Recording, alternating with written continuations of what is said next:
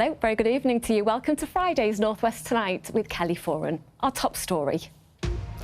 Alan Williams, who had no military experience, was killed when he went to volunteer to fight the Russians in Ukraine. It still doesn't feel real. I still go on my phone, check to see if his phone's been active. I keep checking to see if he's there, keep sending him text messages, hoping he'll pick them up and read them. His wife wants to know how he ended up on the front line after only a few days training, also tonight. One of the region's busiest accidents and emergency departments is rated inadequate again. 80 years on, we look back at the memories of a Stockport survivor of the Nagasaki atomic bomb. Seeing that our camp wall was down, we hurried outside it to see what we could find, and we immediately began to find the victims.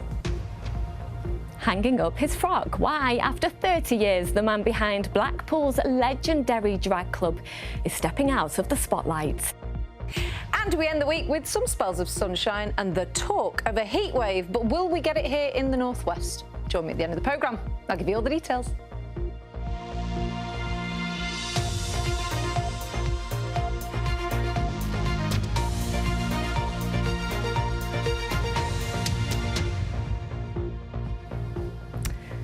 First tonight, 2 months ago, Alan Williams left his home on the Wirral to fight in Ukraine.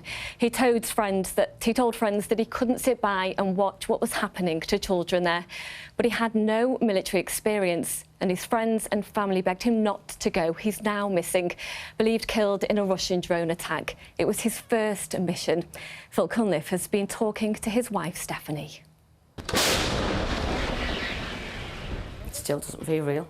I still go on my phone, check to see if his phone's been active. I keep checking to see if he's there, keep sending him text messages, hoping he'll pick them up and read them. It's been 3 weeks since Stephanie was contacted by soldiers in Ukraine to tell her that Alan, their colleague, her husband, was missing in action, presumed dead. She believes that Alan's impromptu decision to join the war was down to his poor mental state. But once his mind was made up, that was it. Couldn't believe it at first. I was like, what? Why do you want to go there? And he said it was something he'd always wanted to do. He left from Liverpool Airport. I don't know who it was that actually agreed to take him to the airport. So partly I blame them as well. Yeah, I know he would have gone and found a way to get there. I know that. But a true friend wouldn't have agreed to take him to the airport. There was a lot going on Alan now. had never had any military experience and just 1 week's training before finding himself on the front line at the mercy of Russia's drones and shells. And the last conversation you had? Was on the 2nd of July when he told me he was going out on this mission. I could tell by his tone of voice that it was completely different to anything he'd done to date so far. So way more serious, way more dangerous. Yeah. So 13 days after you speak with him, you get news. What news? I got a text message off a girl from Ukraine saying, I've got important information about your husband, Alan Williams. Can I please phone you? Please tell me when it's a good time to call. And it was the worst possible news. Yeah. 3 minutes it took her to tell me. Alan's body has still not been found. Without that, there's no prospect of any compensation for Stephanie and her family. I do believe that once he's registered as killed in action, there is possible compensation from the Ukraine government, but I'm not 100% sure on that one. I can't close any of his bank accounts down, stop any of his creditors coming after him for anything that he might owe, because I can't tell them that he's officially no longer here with us. The Foreign Office would only say it was supporting the family of a British man missing in Ukraine. Its website says those who travel to fight could be committing an offence under UK law and warns Britons have been killed or captured. It says the government's ability to support anyone who gets into difficulty is very limited. What would you say to anyone thinking about doing similar to what Alan has done? To seriously reconsider. I know they need the support. There's other ways that we can support financially, send money, whatever, but do not put themselves in that situation, because your family are left with are in this situation. Do we have a funeral? Do we have a memorial? Just, you can't get closure. Phil Cunliffe, BBC North West Tonight, Wirral. The Countess of Chester Hospital has rarely been out of the news recently. It's where Lucy Letby worked and was convicted of murdering 7 babies and attempting to murder 7 others. Today, though, the hospital, which serves 340,000 people in Cheshire, is in the news for another reason. Its A&E department has been rated as inadequate for the 2nd year in a row. The Trust leaders say they're disappointed, but promise things will get better. Here's Matt Trewin. Well, this all centres around the care given at the hospital's accident and emergency department. Around 18 months ago, inspectors first found problems here, particularly around patients being cared for on corridors and the treatment being given to people with mental health conditions. The CQC rated the unit at that time as inadequate and made it clear that services had to improve. Now, those inspectors returned in February this year, but found that simply there had not been enough improvement and patients were still at risk. So the main issues, for example, it's just taking too long to get patients from A&E to hospital wards, which affects their care, and in some cases, it means that their conditions are getting worse. In one case, inspectors saw a patient who was showing signs of sepsis. They were not getting the proper treatment and therefore were at risk of harm. The report also found problems because the department was so busy, so patients were being held in ambulances outside for long periods of time. There were just not enough staff on duty at times, which meant that it was becoming normal for patients to be treated on corridors, and people with complex needs like learning difficulties were often experiencing the longest waiting times. Now, this all means that the A&E rating is still inadequate. The hospital managers have been given a warning notice saying that they must make urgent and significant improvements. And since that latest inspection, the hospital has been given £7.5 million to spend on improvements at the emergency department. The Trust, well, it says it's disappointed by the rating, but says it did take immediate action after getting those recommendations. It also says improvements have already been made, but accepts that they must now be delivered consistently. Matt Trewin reporting there. Now, in some other news from around the region, Reform UK councillor Mandy Clare has pleaded not guilty to assaulting a security guard at a Pride event in Winsford in Cheshire, the area she represented. Councillor Clare, seen here in the red shoes, was arrested on the 28th of June. Today, she told Chester Magistrates Court that she acted in self-defence. She was suspended by Reform UK pending the outcome of criminal proceedings. Police have confirmed that remains discovered on a beach in Lancashire yesterday are human. Teenagers on the beach at Thornton Cleveleys reported that they'd found a skeleton. Officers say they're now working to identify the body and discover how they died. Now, tomorrow marks the 80th anniversary of the atomic bomb being dropped on Nagasaki in Japan. Around 74,000 people died. And one man who witnessed the horror and survived was Jeff Shering from Stockport, who was a prisoner of war. Jeff died in 1998, but his memories have been preserved in what really is a remarkable documentary. I've been taking a look. Nagasaki was chosen as one of the targets for the atom bomb, even though it was known that there was a large prisoner of war camp in the town. Jeff Shering, hiding in a trench only a mile from the centre of the explosion, narrowly escaped being killed and went on to live in Stockport. I should very much like to see the difference between the place now and what we saw then. Good afternoon, sir. Good afternoon. How are you? Fine, thank you.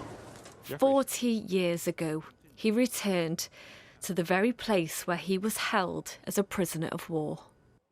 This documentary was originally shown back in 1985 when the BBC took 2 men back to Japan.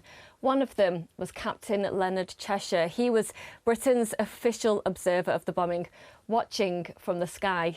The other, watching from the ground and just 1 mile away from the explosion, was Jeff Shering. The Japanese looked on their prisoners as men without honour, condemned by their surrender. To the surviving prisoners, even those in Nagasaki, the atom bomb, ironically, meant life. And the bomb lifted our hearts enormously that day because we knew here at last our friends had a weapon that might release us without us being killed. We immediately scrambled out to see what this flash had been for, and we had no idea what this thing had been. So we scrambled out as quickly as we could and found ourselves in choking brown dust and smoke. And the following day, an official announcement was made and a speech was read to us, requesting us to go home with happier memories, perhaps, than we actually had.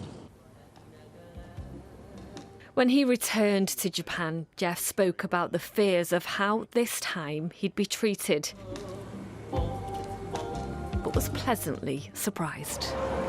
It's very nice to see it, and I'm also feeling them to be more friendly than they were last time, because, of course, I can only remember them as being brutal, violent, and sometimes particularly unpleasant.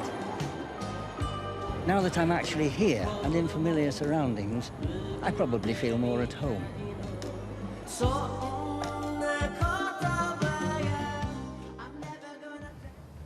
It really was such a fascinating watch. Now, we've heard a lot recently about the government's drive to increase the amount of energy we get from solar and wind farms. But as always, these developments are never far from controversy. A plan to build a huge solar farm in Cheshire was opposed locally, but still approved by planners. Construction could mean 200 lorry trips a day on local roads. Kaylee Watterson reports. A busy residential street in Northwich, which could be about to get even busier.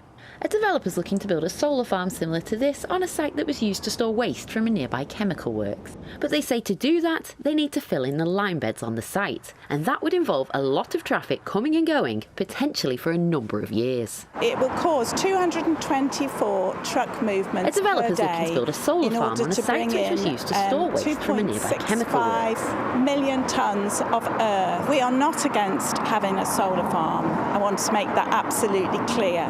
What we are against is all the extra traffic movements. For those living here, they're worried about the impact this traffic would have. I live directly behind the entrance. It's about 15 metres away. Well, at first I thought I was being a NIMBY and thinking it was just me it was affecting. But then after reading all the objections, over 100 of them, I realised that it affects the whole of Northwich. Adding 200 HGVs every day, it just seems ridiculous. And the inspector says that it'll blend in with the local traffic. 200 lorries blending in with existing local traffic, it's ridiculous. The plans were refused by Cheshire West and Chester Council, but that decision was overturned by the Planning Inspectorate. Local councillors have now written to Deputy Prime Minister Angela Rayner, asking her to step in. And they say they have further concerns here too. We're concerned that basically the applicants are greenwashing what is actually an application for landfill. They've got the permission now for the landfill. There's no guarantee that a single solar panel will ever be erected there. One major concern people in the area have is the impact on this. This is the Winnington Swing Bridge. It's Grade 2 listed and more than 100 years old. And there's worries about the impact that so much heavy traffic would have on this historic site. The bridge is already struggling. The previous council, before Cheshire West and Chester, always tried to insist that no new development should take place unless the bridge was replaced, and it never got done. The site's owned by Tata Chemicals, and developer Infinis is behind the plans. It said it was an experienced solar developer and the majority of its solar sites are on former brownfield sites. It added that concerns had previously been raised and considered again by the Planning Inspectorate ahead of consent being granted for the project. But for those living here, they hope the government will step in. Kaylee Watson, BBC Northwest Tonight, Northwich. Now, you might be able to guess we're heading to Blackpool next, and since opening its doors in 1994, Funny Girls, the iconic drag show, has become a staple of Blackpool's entertainment scene. And the man behind it all is MBE Basil Newby. He's announced he's retiring, but looking for new owners for the venue. Molly Brewer went to meet him to take a look back over his career.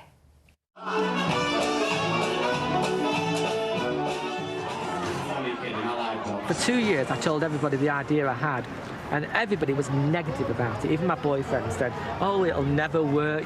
And I said, no, I really, really want to do this.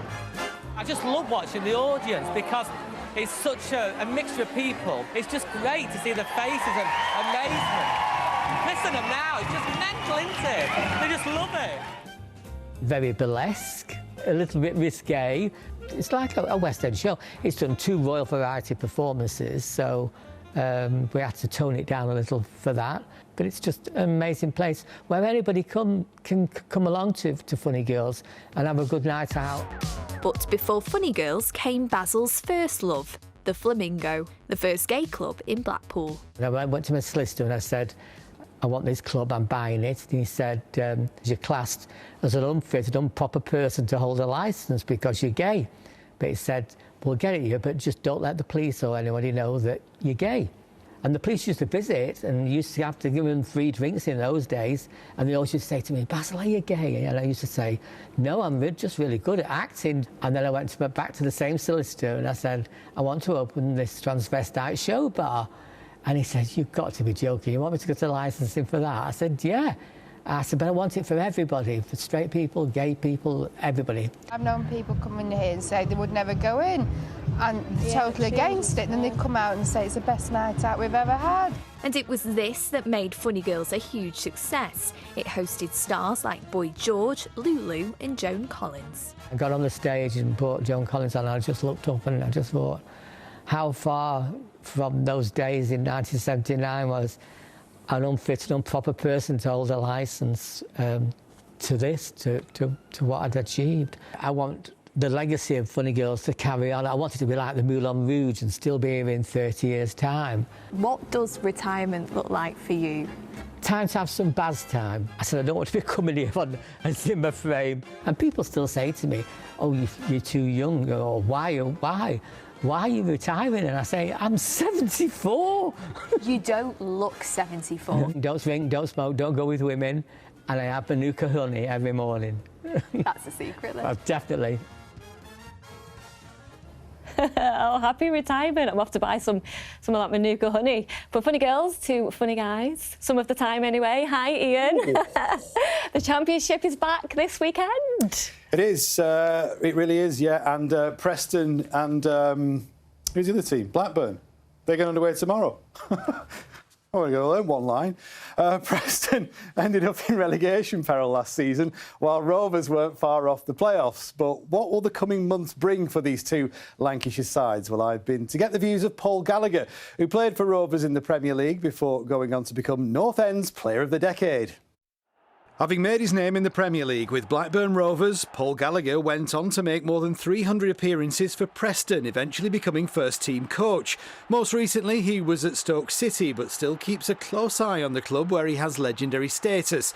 They appointed manager Paul Heckingbottom early last season, and over the summer he's overhauled the squad. I still speak to the lads, so they all say good things about him. Tactically, he's very good. He's good around the training ground. He knows what to say at the right times. He prepares his teams really well. And I think you can see that on the pitch. Obviously, I go to the games and watch, and they're really high press, they get after the ball, they're aggressive. But last season, they just took their eye off the ball near the end of the season, and they really looking over the shoulder, nearly went down on the last day of the season. And I'm sure Paul and his staff won't want to happen again. Pre-season results, like at Bolton here, haven't been great, but ultimately pre-season results mean nothing. What is important is how quickly the new team gels. I think Preston have been up 10, 11 years now in the Championship. But that consistency, you lose too many games and you end up falling away down the league. So I think Paul will understand going to QPR this weekend, another new manager at QPR. Can we get something from that game? Because they know the next game at home is against Leicester, who's obviously came down from the Premier League. So he'll understand we need to try and get a point or 3 points away from home and try and win at home. I think they've invested in some good young players as well. But I'd like to see them invest in some attacking players, some creative players. But hopefully they do well, then they can get into the playoffs. Blackburn too brought in a new manager last season, with former Barnsley, West Brom and Watford boss Valérien Ismaël arriving in February after John Eustace left for Derby. He's got experience of the Championship. But I remember his first interview when he did get the Blackburn job. I remember him saying, I'm going to wait till next season to implement my style. I'm thinking, I want you to come in and inject some life into this. We're in touching distance of the playoffs, so come and put your input in it, and let's get in the playoffs, because I think there were 6 when he turned up, but they went on a little bad run and then ended up falling away from the playoffs. So now he's had a pre-season, his own pre-season, he's got his own players in. I think the Blackburn fans will be looking to start quickly and try and get off to a good run. Rovers have made 6 signings in the close season, with 4 of those players coming in from across Europe, with Swedish midfielder Axel Henriksson the latest. You've got to be so consistent to be getting in touching distance of the playoffs, and I think that's what the manager and his coaching staff will be saying to the players. He's got to give them belief as well. But I think Blackburn have lost too many key players. Tyrese Dorton leaving on free, Callum Britton gone to Middlesbrough.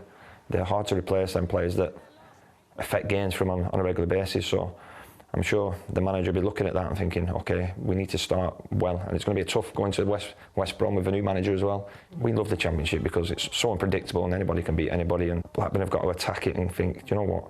We came so close last year. Can we go one better? Both Blackburn and Preston kick off their seasons tomorrow afternoon. Brilliant to speak with Paul, and I'm sure a man of his experience and stature will be back in football at the top level very soon. Well, Manchester United have completed the signing of Benjamin Sesko. The Slovenian forward had his medical today and moves to Old Trafford for just under £74 million, which comes with United in talks with Chelsea over the potential sale of Alejandro Garnacho to Chelsea. Meanwhile, ahead of Liverpool playing Crystal Palace in Sunday's Community Shield, boss Arne Slot has refused to comment on the possible arrival of striker Alexander Isak amid increasing speculation he might join from Newcastle. In the last hour, meanwhile, Burnley have signed Chelsea's Armando Broja for an undisclosed fee thought to be worth up to about £20 million. The strikers agreed a 5-year deal at Turf Moor. There's been some managerial movement in the Women's Super League, with Liverpool announcing Gareth Taylor as head coach. He, you might remember, was sacked by Manchester City women in March, having led the club to an FA Cup and a League Cup over 4.5 years in charge. As mentioned earlier this week, Everton play their final pre-season friendly tomorrow against AS Roma. The match, which kicks off at 3 o'clock, is also the final test event at the Hill Dickinson Stadium. Concern remains over transport links. Merseyrail says special travel arrangements are in place, with Sand Hills the closest stop to the stadium as the main travel hub, but have warned that the network will be very busy. Well, if you're at the game tomorrow, feel free to get in touch and share your experiences. Email us at nwt@bbc.co.uk. Elsewhere today, Morecambe FC are still suspended from the National League and at risk of closure, but the football community continues to rally behind them. Bury, who were expelled from the EFL in 2019 before rising again, this was their latest promotion a few months back, are giving free entry to Shrimp supporters for their opening Northern Premier League game of the season against Newcastle Town tomorrow as a gesture of solidarity and footballing friendships. A couple of Bury and Chester fans are also paying for the coach from Morecambe. Just flash your club badge or season ticket, Shrimps fans. Always love a trip to Gig Lane. Shame it's not under better circumstances. Well, another club in peril, unfortunately, is Salford Red Devils in Super League. Yesterday, captain Ryan Brierley and the prop Jack Ormerod were the latest players to be sold. And now the Supporters Trust say the club is being left to rot and at risk of extinction due to a lack of investment from the owners. They've also accused the Rugby Football League of a total dereliction of duty to protect its future. Salford are at Hull FC on Sunday. Last night, third place Lee Leopards suffered what for them is a fairly rare defeat, losing by 14 points to 22 at home to Leeds. Tonight, Kelly, St Helens are at Wakefield and it's Warrington versus Wigan. Should be good, as should this now, because Kate's on the sofa. Thank you, Ian.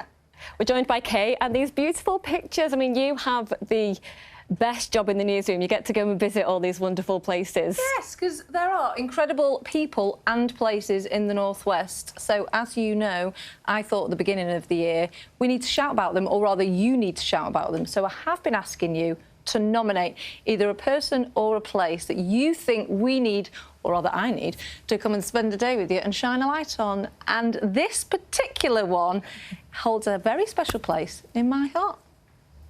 Hold tight, off we go. Young or old, if you're from Stockport, I'd find it hard to believe you hadn't heard of Dragon Miniature Railway. For your £1.50 ticket, you get a ride on one of the trains, through the magical tunnel. Anyone for the play area? With plenty of time to stretch your legs.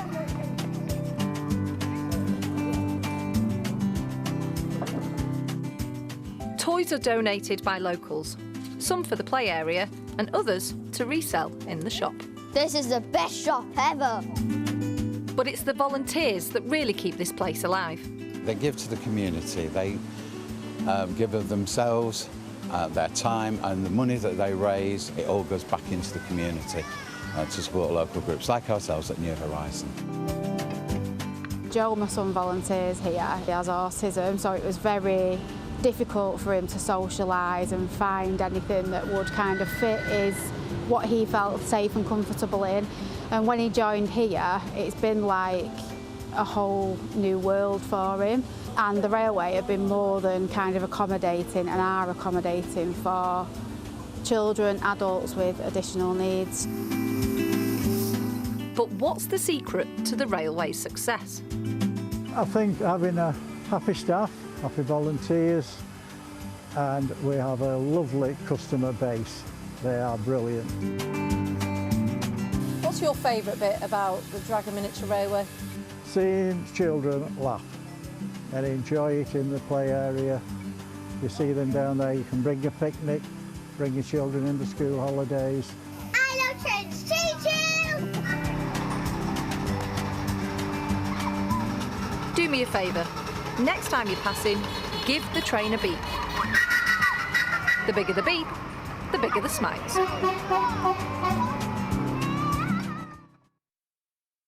I love the team at Dragon Miniature Railway. If you do beep, you'll probably see me and my kids on there. Thank you so much. And still plenty more 25 in 25s to come. Make sure you do follow me on socials. You can see I'll post those throughout the evening tonight, and then you can see all the others that we've been to along the way. And of course, your Weather Watch pictures too.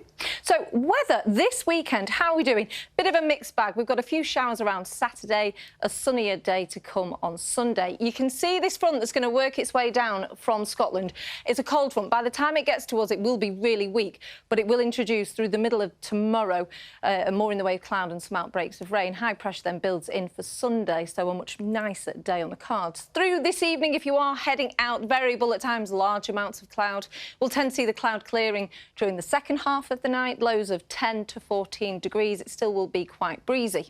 Tomorrow morning, the best of the sunshine across southern parts. You'll see that blanket of cloud pushing down from the north. A few spots of rain on there, the odd heavy downpour. Not everyone will see it. It'll brighten from the north, a high of 21 degrees. We've all heard about the next warm weather arriving. For us, it looks like as we head through Monday and into Tuesday, we're going to get temperatures of around 25 or 26 degrees. We do have a health heat alert in force, so do keep an eye on staying nice and cool. That's your forecast. Summer's back. Well, temporarily. Let's not go crazy. Does that mean you're going to go out on some trains this weekend? Oh, do you know what? Well, I'm always there. I'll see you down there at the weekend. Thanks for watching. Good night. Take care. I have actually...